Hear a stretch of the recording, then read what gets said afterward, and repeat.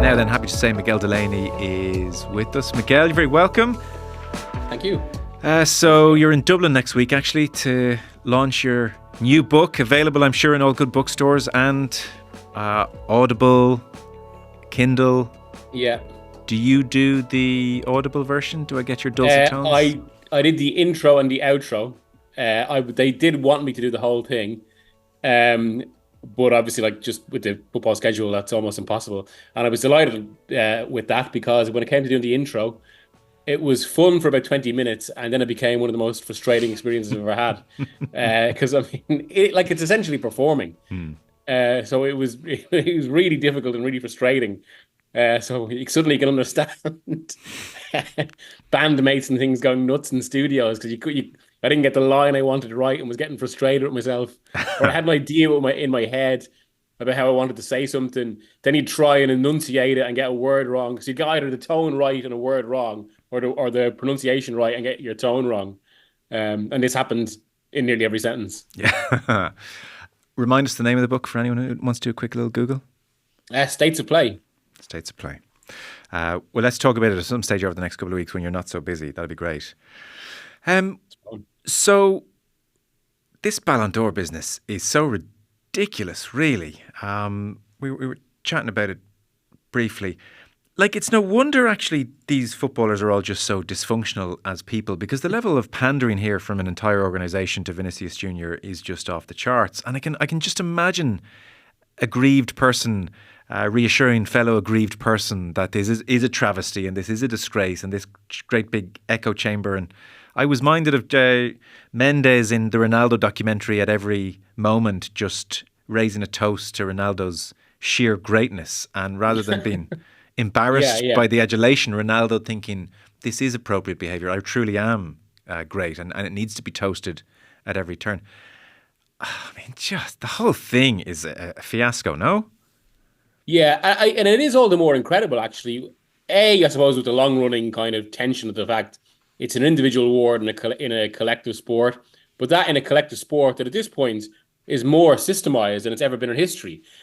That's one issue. But then, of course, the bigger and funnier issue that I suppose is more relevant to your question is you have to pander to him, or you have to pander to any candidate, when in this Real Madrid dressing room, there is a lot of people who would be eyeing that sort of pandering and will be in future.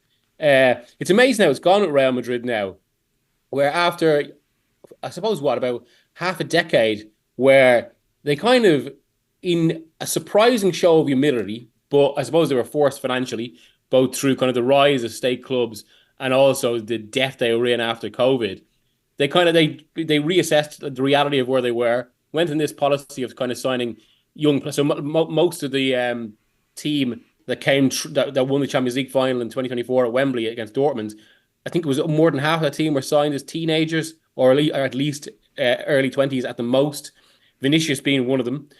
And now it's almost like they've come full circle after that, come out of that. They've signed Mbappe, who doesn't actually have an obvious place in the team, and he'll be looking at a Ballon d'Or in future. Bellingham is obviously, I suppose, people can see how outsized his personality has become. Trent Alexander-Arnold, they're looking at, given what he's talking about, winning a Ballon d'Or over major trophies. So suddenly it's back to classic Madrid, to the point where when one of their chosen figures, and I suppose this is the other thing with the Ballon d'Or, because it does feel like when a Madrid player has a chance of winning it, they go all in behind one of them, get like the full media machine, or the Madrid industrial complex really behind one of them. Because even if you notice the last few days, there wasn't that much talk of Danny Carvajal, even though he would have been quite high up in the voting. It was Vinicius, who everyone was behind. And this is probably something that's only going to accelerate in the future. And it has left them then suddenly, like, it's amazing, especially being someone who's half Spanish and watching from the outside, watching from London and kind of all of this. And like the number of people both in Spanish football and Spanish media that even said to me, it's incredible we have this situation where a Spanish player, for just the second time in history, has won the award. Like Xavi, Iniesta, Busquets, none of them did it. David Villa, now that was because it was the Messi-Ronaldo era. Rodri's done it. It should be cause for massive celebration.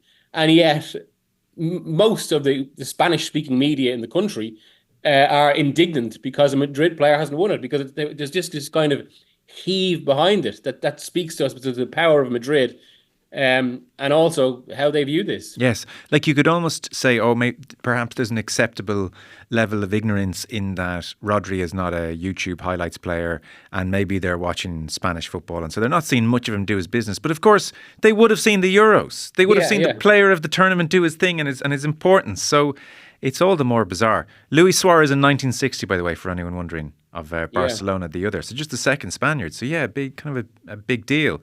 Was Rodri the deserving winner? Should Vinicius have won it? Whatever about the strop and the cancellation of the 50-party delegation being ridiculous. Did they have a case? Yeah, I actually thought it was an interesting one in that I was looking even through the last 20 years of it. And it was a rare case where I think both 1 and 2 were worthy winners. I can't actually remember it being so split. Even in the Messi Ronaldo years, just looking through the voting and trying to recall like each of the individual seasons, it always felt like one considerably outdid the other. It was never a case where like it was neck and neck. Just I suppose just the nature of almost the classical dynamic. One was always ahead. Whereas at this, it was 2 very worthy claims. And also, I think what was kind of, I mean, if you're going back to, I suppose, maybe the more prestigious tradition of the award and what it was supposed to represent, away from the kind of the gaudiness of what it is now, it was I suppose 2 very different claims as close as they were. One, Vinicius, I think, was almost one of those vintage claims in terms of he was the decisive player in a lot of major matches, including the Champions League final, and that's something he has developed. He's a massive big game player. He can turn those matches in an instant, not just with the goals, but with that pace. I mean, City saw the effect of it in 2022 with that amazing goal that turned the tie in that semi-final. Sorry, the first leg of that semi-final where City went out and Madrid ended up winning it again. And of course, Vinicius scored the Champions League final winner that year as well. So it's that kind of big game scorer and a forward, obviously. And then in the other, it's kind of almost, I suppose it's a bit closer to what you would maybe the traditional view of the award, where it's the dominant player or a player who defines a certain way of playing that's dominant. Because, I mean, really, when you look at City now, when you look at Spain in the summer now, I know Zubimendi came in the final and did a really good job. That's because Zubimendi himself is excellent. But it sometimes feels that you couldn't really play the Guardiola football or Spain's football, which is very linked to it, without Rodri. He's that important, or at least a midfielder like Rodri. And there are very few like him. I think that's probably why he won it in the end, really. Just because while the modern game and the way it's gone and the players it produces, there are a lot of wide forwards like Vinicius, and Madrid have about 3 of them. There are very, very few like Rodri. He's close to unique. And even like on Monday, when a lot of it was coming through, like, just speaking to people elsewhere in the Premier League, one of the lines that stood out for me was he's probably the most influential midfielder since Roy Keane, really, in the division. Just in terms of how, but in terms of play and even psychologically what he means to a team. So yeah, from that perspective, I think it was an interesting race this year, or at least it could have been, had it not been for all the messing afterwards, which kind of paints the award and also paints one of the clubs certainly as a bit of a farce. Bit of a farce, yeah. To what extent do we think the Madrid unhappiness is driven by Vinicius? I'm told, and who knows, sometimes the reporting about these things can be slightly off, but I'm told he had a party ready to go, and merchandise watches for invited guests to celebrate and all this kind of stuff. Is he chief mourner here, or is there any part of him slightly embarrassed at the behaviour of his club? I think it's more Perez and Madrid, and they're really playing on him. I mean, like there's no getting away from it. It did mean a lot to him, but I think the issue was more. I think the specific problem with this is how much Madrid convinced themselves this was going to happen, essentially forgetting it's a public vote. Like I was hearing stories then on Sunday night, like it was Sunday night when word started to get through to Vinicius' camp that Rodri, people in the Spanish Federation were saying Rodri had won it, and Rodri himself was confident. And then like I'm aware that people in Madrid started to look down the list of voters from last year, asking who does this guy do? What does he do? Does he know football enough to be voting on this? So that and it's amazing really that they Madrid have been acting as if they were entitled to this award, as if it was so beyond question that Vinicius deserved it. They haven't even considered the principle of the award, which is, again, just a simple vote. And yeah, you can take issue with the nature of it, who the voters are, whatever. It's 100 journalists from the top ranked countries in the game by FIFA ranking.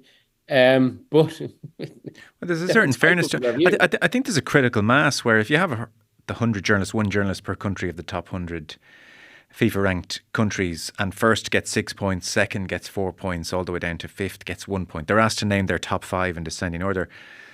Yeah, it's a decent sample size. I have to say, like, I'm in a minority of one here. I accept that, right? But I would not have Vinicius in my top 5. And just really? here, yeah, I really wouldn't. I think he's such an incomplete footballer without the football. And I find it increasingly bizarre the way at which we look at football as if it's only about what you do in possession. It really irks me. And obviously, look, Messi and Ronaldo, it's kind of hard to say they were workhorses. But what they did with the football was just so phenomenal, it kind of couldn't be ignored. But Vinicius is the 8th top scorer in La Liga. I mean, he scored 24 goals last season, 11 assists. It's not bad, but he played 40 games. It's not Ronaldo and Messi scoring 42 in 40 games. It's not that kind of inignorable. And to round off the point, I suppose what I'm getting at is, you watch Madrid against Dortmund the other night, and it's a carbon copy of the Champions League final in May, whereby his lack of application off the ball is shocking. And I mean shocking. And there are moments where teammates are saying, come on, in this instance, you have to at least press there if I'm doing all this. And he just doesn't. And in the Champions League final in May, Madrid's left-hand side was the source of all of Dortmund's joy, to the point where they got away with it until half-time. And then Ancelotti said, right, listen, Vinicius, we can't continue here. Jude Bellingham, you're going to go as my orthodox left winger, just hold the fort. And again, several months later against Dortmund the other week, it is shocking without the ball, and it's down Madrid's left-hand side where Dortmund make hay. And in modern-day football, any side worth their salt are going to take advantage of somebody's lack of application when it's to the extent of Vinicius. So he's actually, and so what happened there is Dortmund go 2-0 up and they sort of declare and say, we're Emre Can, you just try and look after things. We're going to go 5 at the back and we'll take off all our pacey players further up the pitch. And that, Vinicius in a game of like backs v forwards where Madrid are invited on, he's going to be phenomenal. Like he's a phenomenon with the ball. But I look at the game and I look at all the wonderful players in the world who are amazing with and without the ball. And I'm not saying this guy needs to be Rodri-esque without the ball, but he is an incredibly incomplete player. And what's worse is he's been indulged by a coach and he's been indulged by a club, and they're allowing him to do this. And Mo Salah doesn't love working back, Miguel, but he's doing it when he has to. He'll do it. And I think it's a failing of how we look at football that Vinicius is like, oh, what a player. Is he what a player? He's a great attacking player, but is he a good team player? But I think the point you make there about indulgence is key to this, because I think he's a little bit of a product of the system. And I do, if Vinicius was under a systems coach, that you're never really going to get at Madrid. Although it'd be interesting as they do go for Alonso, what would happen there. I do think you'd see more of that in his game. Part of it is also kind of almost accommodate. I mean, and it's funny with Madrid now, we're almost going back 20 years now to the Mbappe thing is incredible, really, in terms of how there was no obvious place for him. And it feels like it does remind me of the summer of 2003 when they got rid of Makalel to bring in Beckham. And now suddenly they've messed with the formation, because I think that's where Vinicius worked previously. Yet Madrid have always been a little bit of a jigsaw, which is why Ancelotti worked so well there when, say, he didn't have anything like the same effect at Everton or Napoli. And it did look like his career was declining. It's just he fits this.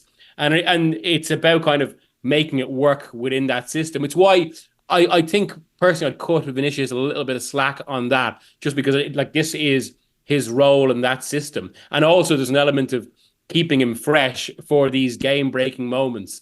So I wouldn't go as far as you as saying he's incomplete. I think that's more just the role he's asked for in the squad. And I think it'd be interesting to see him in something else or in another side. And a lot of it is, of course, about keeping him for these moments, which I suppose, from that perspective, to be fair, you can't really deny. There is one point worth making, to be fair, on Messi Ronaldo. I suppose this is where the actual voting or the Ballon d'Or every year can be, without all this nonsense, can at least be a bit more engaging because it's more open, and we can probably forget about their sort of levels, if you know what I mean. Where we mightn't get that for some time. Well, we might get the goals from Haaland, but I suppose there's a similar discussion there to be had with Vinicius, in that he doesn't.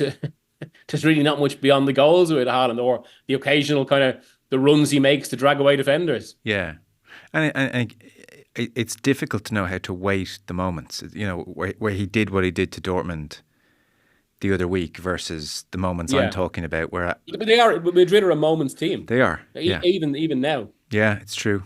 But I guess this is the fun of football, is to debate these things and have these opinions. So I mean, Rodri all day long and twice on Sunday. I mean, it's not even a conversation for me. Give us a bit more on Mbappe then. Obviously, El Clasico was very chastening for all concerned. Is this thing going to work? Are they going to persevere with him through the middle? Obviously, you can't now say to Vinicius, listen, we were all behind you a week ago, but we're now moving you off the left-hand side for Mbappe. So assuming Vinicius stays there, then Mbappe has to stay through the middle. Is he going to make that work? I think it could potentially evolve into one of the most interesting stories in football in the next year. Before, in the build-up to that Champions League final, where, it was back to Madrid being Madrid, I was talking to someone who works with the team, and they were basically a sentiment around was they've got the team quite finely tuned now, and there didn't seem an obvious place for Mbappe, but the line was, like I wrote this at the time, what the president wants, the president gets. And again, that's why I draw that parallel with Makelele and Beckham. Yeah. Claude Makelele just worked for Madrid. He made that Galactico team. He pinned it together. Then suddenly they lose that throw in Beckham, and of course the whole thing falls apart, which isn't actually the fault of Beckham. It's more what he was thrown into. And now you wonder whether it's just, it could end up a similar sort of thing, because the attack just doesn't work the same way. They're much more of a moments team than they were even last season. But with the setup, not necessarily conducive to getting the best out of those players. Not even Mbappe himself. I just say he's not really used to playing in the centre. He wants to come in off the wing. That's where his pace is best at. Otherwise, as we saw so visibly the other night, otherwise that pace will just be misused because he'll be constantly offside, because he hasn't had to tune his game in that sense. And I do wonder as well whether there's an element here of Mbappe is beginning to see the cost of spending so many years at Paris Saint-Germain, where he didn't really have to think about any of this stuff. And now he's every week at a higher level. Whatever people think about whether the Spanish league has dropped off, it's a lot better than the French league. Madrid have more demands.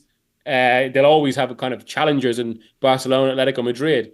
So suddenly he can't be indulged in the same way and can't allow the same slackness. Yeah. And it's going to be very interesting to see what happens there. As well as that, suddenly, a dressing room with a lot of egos in it. Yeah. I mean, you'd love to be a fly in the wall. What was the great Zidane line? We have a Ferrari, we just sold the engine. Yeah. He wasn't wrong. Before you go, Ruben Amorim looking at fairly nailed on at this stage. There's a 30-day notice period being talked about. I presume another few zeros to sort that out, and they'll get past that. Yeah. So that just the last thing I reported there before it came on air. So by the time it's out, this might be resolved. I suspect it will. But Sporting want €5 million for him to start immediately, which is fair enough. Sporting are apparently a little bit irritated that this has happened mid-season, because they expected him to stay till the end, because they haven't retained the title in 70 years, which is actually interesting from the perspective as well of how he can make the step up to Manchester United, because a lot of people have been keen to point out the parallels with Ten Hag.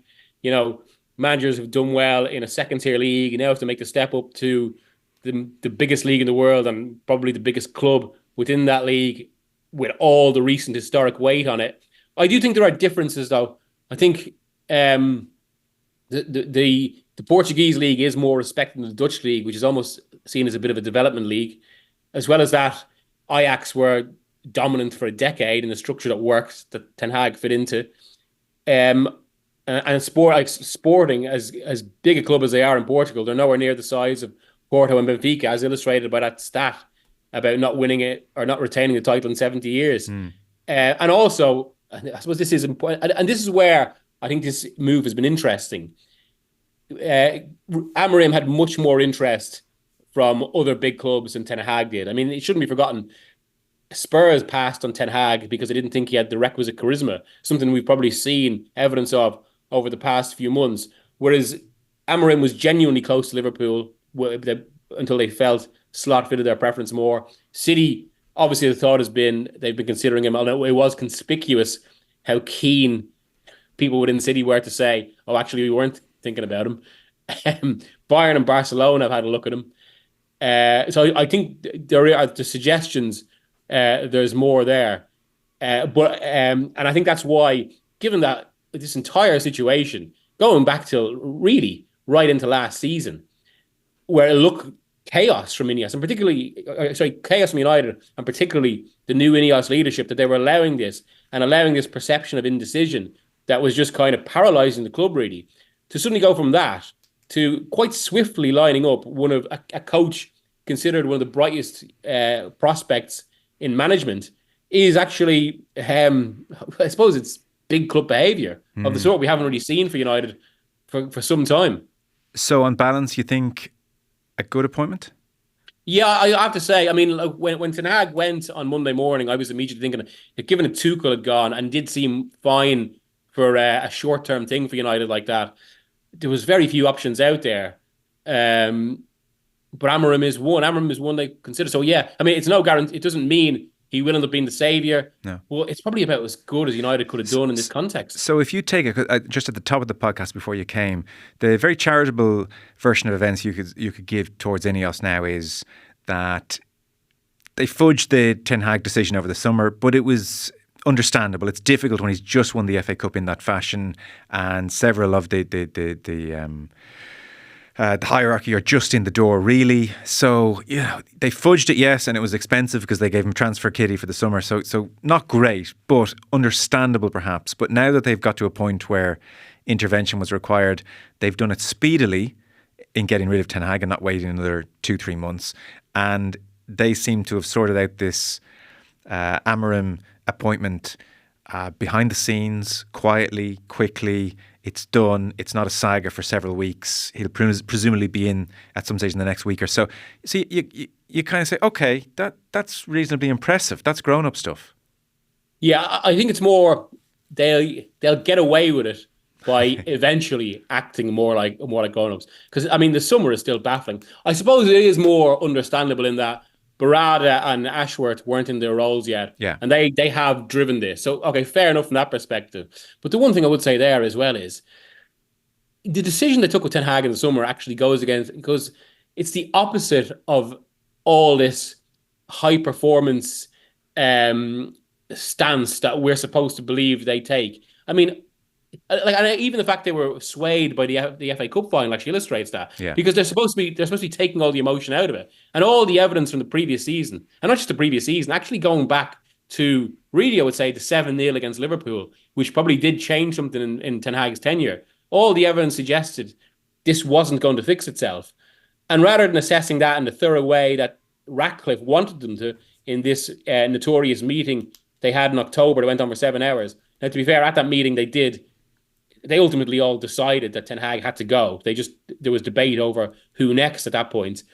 But to not go with the evidence in June and actually stick with him, and not only that, I mean, I did think they should have changed Ten Hag, but it's impossible to have some sympathy for him in the sense that they interviewed him for his own job, looked at other candidates, and then brought him back.